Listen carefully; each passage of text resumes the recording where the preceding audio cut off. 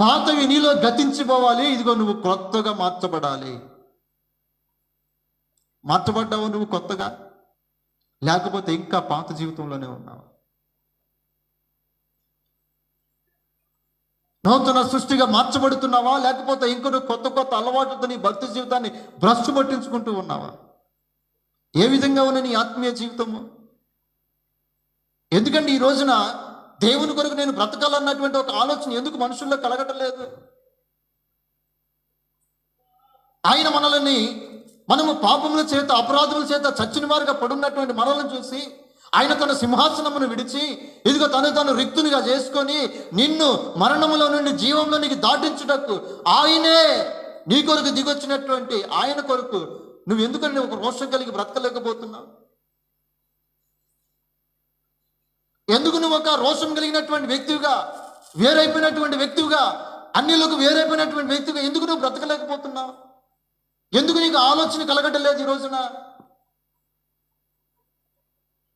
నీ కొరకు మరణించినటువంటి ఆయన కొరకు, నీ కొరకు దెబ్బలు తిన్నటువంటి ఆయన కొరకు, నీ కొరకు తన పరిశుద్ధపు రక్తాన్ని చిందించినటువంటి యేసయ్య కొరకు నీ జీవితం ఏంటి అసలు?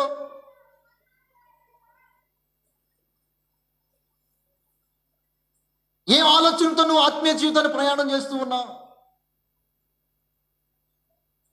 దేవుని కొరకు నేను ఒక రోషం కలిగినటువంటి వ్యక్తిగా బ్రతకాలనేటువంటి ఆలోచన మనుషుల్లో కొంచెం కూడా కలగట్లేదు. ఈ రోజున నేను నూతన సృష్టిగా మార్చబడాలి, నేను దేవుని రాజ్యంలో ఉండాలి, నేను ఆయనతో పాటు యుగ యుగాలు ఆయనను స్తుతిస్తూ నేను ఉండాలన్నటువంటి ఆ తృష్ణ మనుషుల్లో కలగట్లేదు. ఈ రోజున నీ కొరకు ప్రాణం పెట్టినటువంటి ఆయన కొరకు నువ్వు ఎలా జీవిస్తున్నావు? ఏంటి నీ భక్తి జీవితం? ప్రియ దేవుని బిడ్డలారా, రాత్రి పరిశీలన చేసుకో ఒకసారి. నువ్వు బాప్తిజం తీసుకున్న నాటి నుండి ఈనాటి వరకు నువ్వు పాత వ్యక్తిగానే ఉన్నావా, లేకపోతే క్రొత్త వ్యక్తిగా జీవిస్తున్నావా? ఎవడైనా నువ్వు క్రీస్తు నందున్న ఎడల వాడు నూతన సృష్టి, పాతవి గతించెను, ఇదిగో క్రొత్తవాయన. క్రొత్తగా కనపడుతున్నావు నువ్వు? క్రొత్తగా కనబడుతున్నావు ప్రియ దేవుని బిడ్డలారా? దేవుని దృష్టికి ఆయనను సంతోషపెట్టేటువంటి బిడ్డగా నువ్వు కనబడుతున్నావా? దేవుని దృష్టికి ఆయనకు మహిమ తెచ్చేటువంటి ఆ యొక్క భక్తి జీవితంలో నువ్వు ఉన్నావా?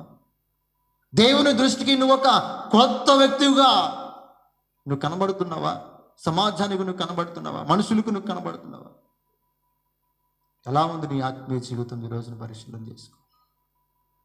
పాతవి నీలో గతించిపోవాలి.